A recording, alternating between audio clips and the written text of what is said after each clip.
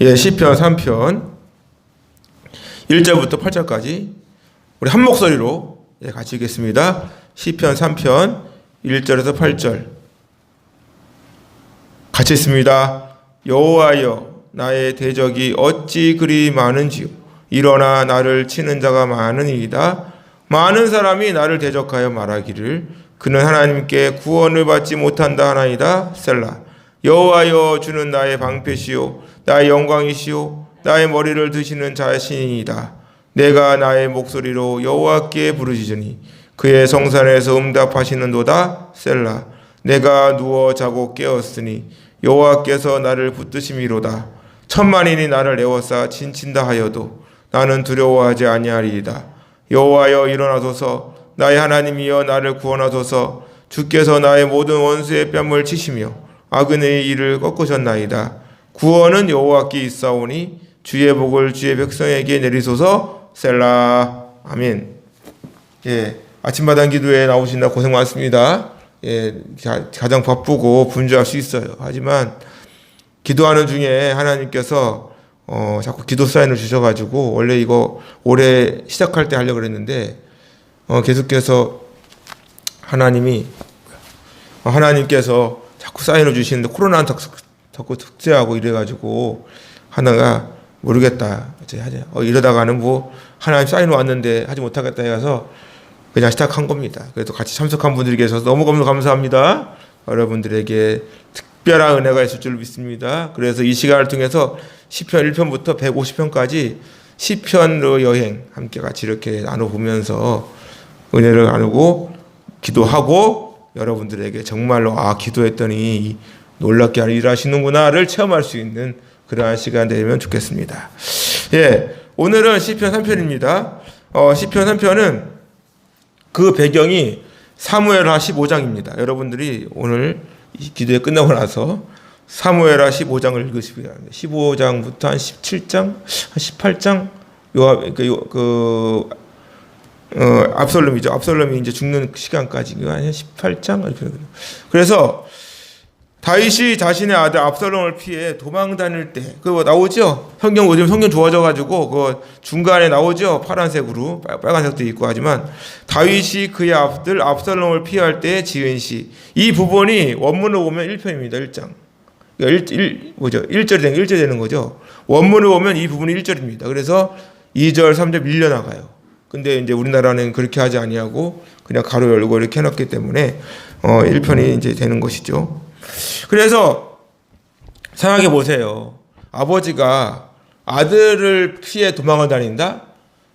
아들을 죽이려고 하는 아들도 대단한 거지. 아버지를 죽이려고 하는 그 아들도 대단한 것이지만, 그 아버지를 죽이는 아들을 피해 도망을 다니는 그 다윗의 비참한 모습, 그 부분이 지금 이 시편에 그대로 녹아져 있다.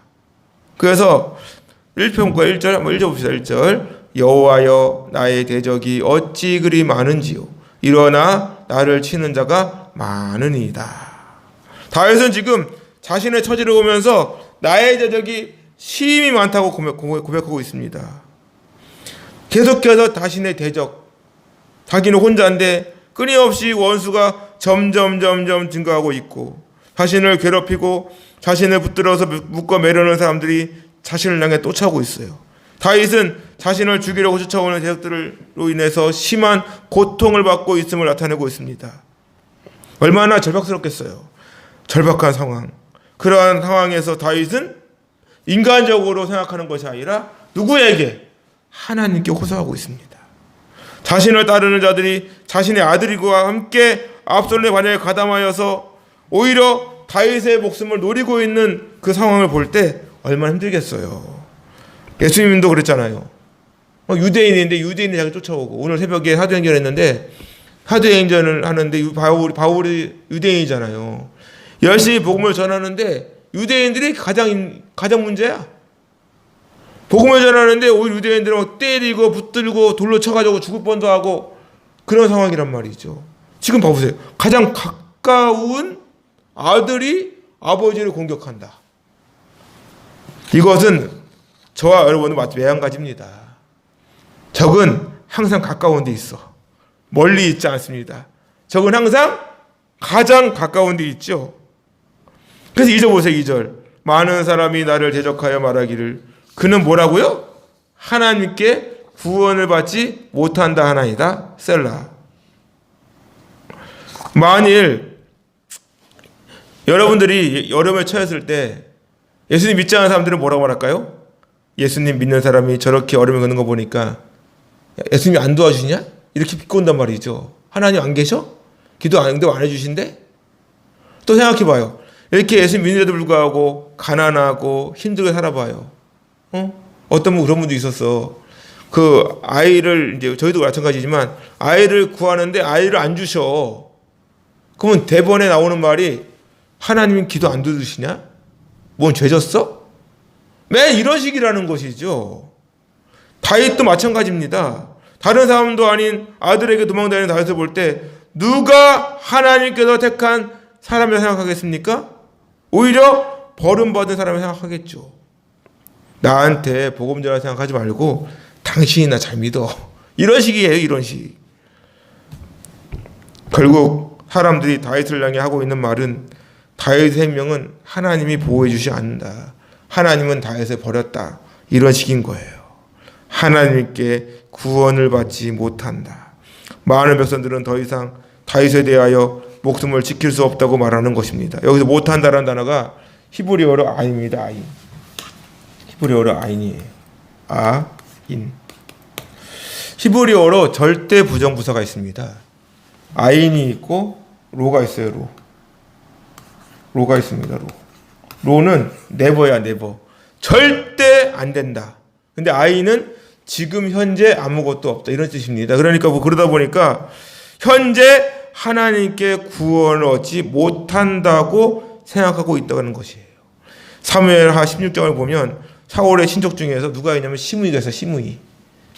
시므이가 있는데 이 사람이 무이보셋과 함께 했었거든요. 근데 무이보셋이 유일하게 남은 요단의 아들이에요. 근데 이 자리를 절고 막 이러는데 이 사람이 시므이와 함께 있어가지고 다윗이 어떻게 했냐면 시므이를 무이보셋과 함께 이렇게 하게끔 도와주죠. 자기의 모든 재산을 도와주고 막 이랬는데 이 시므이가 다윗이 쫓겨다니는 걸 보면서 저주를 하면서 저주를 해요. 내 아들 압살롬의 손에 너를 넘겼어. 누가? 하나님께서. 너는 피를 흘린 자이므로 화를 자초하였다. 이런 식으로 이거 얼마나 수치스럽습니까? 한 나라의 왕인데. 세상의 모습이 그래요. 예수님이 믿든 저와 여러분이 만났을 때 위기를 만나면 세상은 끊임없이 우리에 대해 말하죠. 내가 죄가 많아서 그래. 너 회개할 게 많겠구나. 하나님 안 도와주셔? 이런 식으로 매일 비꼬면서 수치와 모욕을 주죠. 하지만 다윗은 고백합니다. 3절. 여호와여 주는 나의 방패시오. 나의 영광이시오. 나의 머리를 드시는 자입니다. 보통 성경에서 마겐이라고 하는 이 방패라는 단어는 하나님의 보호하심을 의미하죠. 보호자로서의 하나님. 하나님의 보호하심과 임질항쟁합니다. 방패는 뭐죠? 몸을 지키는 겁니다. 군인이 앞서 칼과 방패를 가지고 방패를 딱 해가지고 딱 막는단 말이죠. 전경들 보면은 그 하병 얻을 때 어떻게 해요? 딱 둘러싸가지고 막잖아. 이렇게. 그런처럼 하나님께서 자신을 보호하고 계심을 믿음으로 고백하고 있는 것입니다. 지금까지 다윗의 삶을 되돌아볼 때 다윗 스스로도 사울로부터 그렇게 자기를 죽이려고 했던 그 사울, 매일 산으로 들로 도망가야 되고 분명히 굴에서 다윗을 죽일 상황, 사울을 죽일 수 있는 상황이 두 번이나 왔는데도 불구하고 손도 안 되는데 오히려 사울은 어떻게든지 다윗을 잡아 죽이려고 군사를 풀고 막 난리 나죠. 그럼에도 불구하고 다윗은 그러한 상황 가운데 자신을 보호해 주시고 왕으로 세워주신 그 하나님의 은혜를 기억하고 있습니다. 그래서 다윗의 고백은 하나님께 영광을 회복시켜 주실 줄 확신하는 모습이에요. 이러한 다윗의 확신 속에 지금까지 자신의 모든 삶은 하나님의 은혜였다. 이것이 여러분들의 고백이 되기를 주님의 이름으로 축원합니다. 찾아보세요. 나가 나의 목소리로 여호와께 부르짖으니 그가 성산에서 응답하신다. 성산이 뭐죠? 하르가 산이죠. 하르 코데시, 거룩한 산. 하나님께서 임재해 계시는 시온, 바로 다윗성이 위치한 곳입니다. 바로 이곳에서부터 하나님의 그 도우심의 역사가 시작된다는 사실을 다윗은 믿음으로 고백하고 있는 것입니다. 여호와께 부르짖으니, 다윗은 생명이 위태로운 상황에서도 누구 찾습니까? 하나님을 찾아요. 지금이야말로 하나님을 찾고 하나님을 만날 때인 줄로 믿습니다. 하나님께서 반드시 응답해 주실 것을 믿고 있는 거예요. 우리가 새벽 기도를 하고 이렇게 바쁜 시간 속에서도 아침마당 기도회, 수요일 저녁 예배, 금요 기도회, 사람들은 그럴 수 있어요. 야, 오늘 기도했는데 또 기도해? 이럴 수 있습니다. 하지만 예수님 뭐라 그래요? 하나님 뭐라 그랬죠? 쉬지 말고 기도하라. 너는 내게 부르짖으라. 계속해서 하나님께 부르짖으면 하나님께서 반드시 응답해 주실 줄로 믿습니다. 그것이 내가 원하는 어떠한 것을 이루기 위한 기도가 아니라 하나님의 뜻을 쫓아가는 기도가 돼야 된단 말이에요. 사람들은 마치 하나님을 무슨 도깨양망이 같이 자기가 원하는 걸 이루고자 하는 도구로 사용할 때가 많다면, 그리고 우상이 되는 거야. 그러면 그게 아니고 하나님의 뜻이 무엇인지를 찾는 기도가 돼야 한다고요. 하나님 나를 통해 뭘 원하십니까? 제가 예전에 사역할 때, 사역지를 구할 때 뭐 스펙도 좋지도 않고 갈 데가 없어. 그래서 기도를 했어. 하나님, 나를 필요로 하는 곳으로 나를 보내주시라고. 근데 진짜 그런 데 보내주시더라고. 주일학교가 없는데 주일학교가 생기고 막 이런 데 갔어. 갔는데 주일학교가 없어가지고 했는데 50명이 모이고 막 그런 일이 벌어졌죠. 진짜 하나님 은혜였습니다. 이 부족한 종을 사용하셔가지고 예배가 회복이 되고 막. 그래서 사역을 신 적이 거의 없습니다. 하나님께 기도하기를 쉬지 마세요. 포기하지 않으면 때가 이르면 뭐가 있다고요? 반드시 열매가 있습니다. 하나님께서는 지금 이 시간도 여러분들의 작은 신음에 귀를 기울이고 계십니다. 그리고 고백하죠. 5절 보세요. 내가 누워 자고 깨었으니 여호와께서 나를 어떻게 하신다고요? 붙드심이로다. 이 누워자는 뭐냐면 그냥 눕는 게 아닙니다. 여기서 누워있다라고 하는, 이 누워자고라는 말은 그냥 이렇게 피곤해서 눕는 것도 있겠지만, 지금 다윗의 상황을 보세요. 사방으로 에워싸 있고 힘들어하고 있고 이제는 지친 거예요. 마치 엘리야가 로데나무 밑에서 누워있던 것처럼 이제는 완전히 다 내려놓고 싶은 그러한 상황. 아무런 기운도 없고, 사실 먹어도 제대로 못 먹었을 거 아니야. 그리고 쫓기는 인생 얼마나 피곤합니까? 이런 상황에서도 다윗이 고백하기를 여호와께서 나를 붙들고 계시는 줄로 믿습니다. 넘어지거나 주저하지 않도록 힘을 공급해 주시는 그 하나님. 여러분들은 저나 우리는 쓰러지고 싶어도 못 쓰러진다니까. 포기하고 싶어도 못 포기해요. 왜?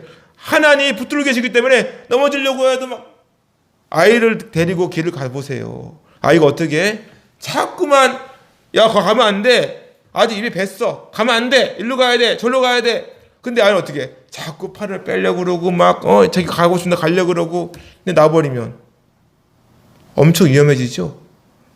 하나님 앞에 우리의 모습이 그렇다는 거예요. 엄청 위험해져. 하나님 손을 놔버리면 위험해지는 거예요. 나는 자꾸 하나님의 손을 놓으려고 그러는데 하나 어떻게 돼? 이것 봐라. 이놈아 일로 와! 어디 손을 놓으려고 그래? 하나님이 이런 분이라는 거예요. 넘어지려고 해도 넘어질 수가 없어. 그것이 하나님의 은혜인 줄로 믿습니다. 아무리 감당하기 힘든 상황이나 환경을 만난다 하더라도 오직 주님의 손을 붙들고 벌떡 일어나 나아가시기를 바랍니다. 그러면 어떻게 되는 거야? 6절 천만인이 나를 애워싸 진신다하여도 나는 두려워하지 않는다. 할렐루야. 하나님이 함께하고 계신 믿는데 우리가 뭘 두려워하고 뭘 걱정하겠습니까? 다윗을 자신을 때리고 죽이려는 사람들이 사방으로 애워싸 있음에도 불구하고 두려워하거나 걱정하지 않는 거예요. 왜? 하나님이 나와 함께 하심을 믿기 때문에.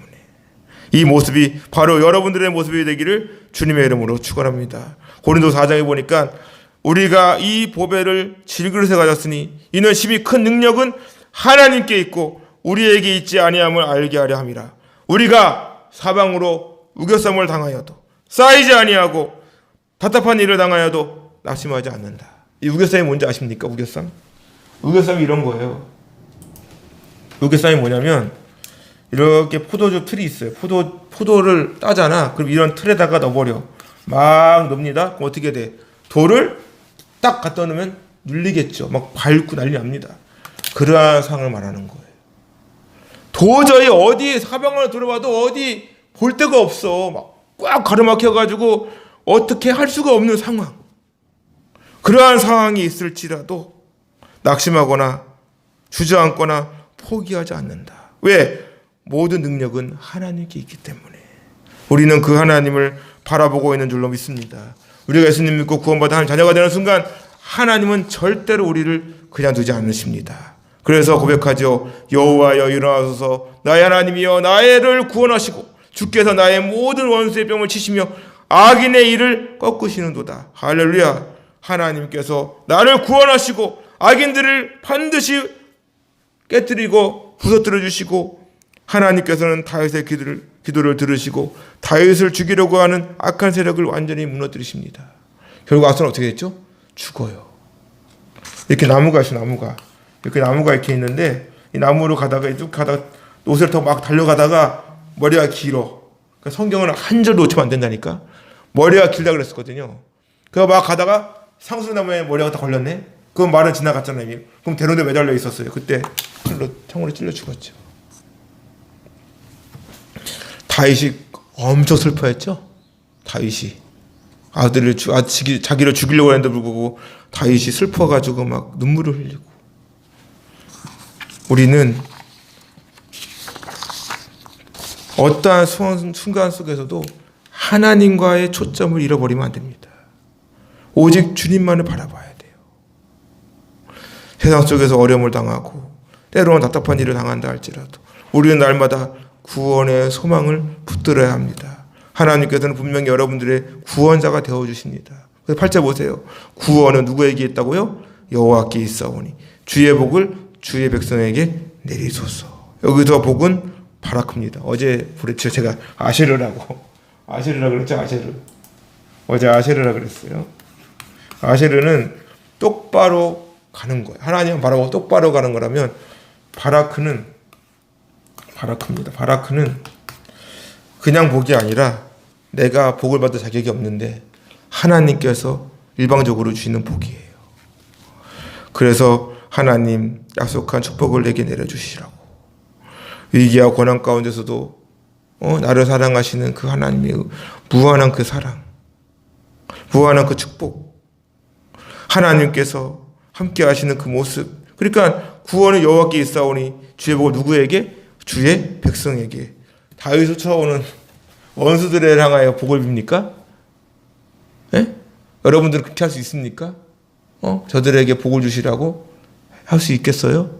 근데 예수님 뭐라 그랬죠? 따라합시다. 나는 너희에게 이르노니 너희 원수를 사랑하며 너희를 박해하는 자를 위하여 기도하라. 할렐루야. 기도하세요. 시작도 기도, 끝도 기도. 끊임없이 기도할 수 있기를 주님의 이름으로 축원합니다. 주님께서 함께 하시면 우리는 걱정할 게 없는 거예요. 에휴 모르겠다. 제가 맨날 그래. 제가 단골할 말이 있어. 하나님 나 모르겠다고. 마음대로 하시라고. 내가 무슨 내 마음대로 된 게 뭐가 있냐고. 마음대로 하시라고. 난 모르겠다고. 하나님 뜻대로 하시라고. 지금까지 내가 한 대로 한 게 뭐 있습니까? 이렇게 나도 모르게 이렇게 할 수 있잖아. 근데 신기한 거는 모든 것이 순리야, 순리. 순리라는 거 아지, 순리. 순리가 있어가지고 그냥 하나님이 그냥 하시는 거야, 그냥. 그래, 하나님이 하셨다 그래. 그렇게 이 기도에도 그래요. 하나님이 하라고 하니까 하는 거야, 그냥.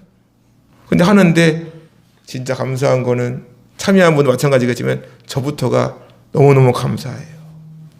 이렇게 함께 하시는 분이 계셔서 너무너무 좋습니다. 행복하고. 그래서 이 시간을 항상 사모하는 마음으로 달과 같이 감당하지 못할 어려움과 고난을 겪는다 할지라도 생각해 봐요. 진짜 압살롬 그 아들 이름도 안 좋아. 이름도 압살롬이 참